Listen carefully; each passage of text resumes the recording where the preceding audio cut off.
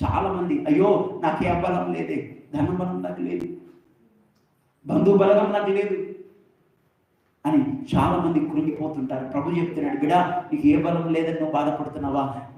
బలవంతుడైన దేవుడే నీకు తోడున్నాడు. ఆయన నువ్వు కలిగి ఉన్నావా? ఇంకా నీకు ధన బలము కంటే జన బలము కంటే ఎంత బలమున్నా ఆయన బలవంతుడైన దేవుడు ఒక్కడు నీ పక్షాన ఉంటే చాలు, జయము నీకు ఖచ్చితంగా అనుగ్రహిస్తాడు. ఆయన జయం అనుగ్రహిస్తాడు.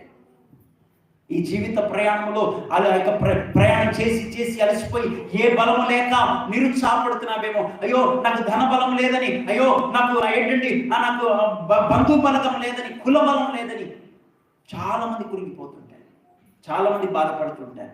ప్రభు చెప్తున్నాడు, నీకు ఏ బలము లేకపోవచ్చేమో, ధన బలం లేకపోవచ్చేమో, ఇదిగో బలవంతుడైన దేవుడే బలాన్ని ఇచ్చే దేవుడే నీ పక్షాన ఉన్నాడు. ఆమేన్.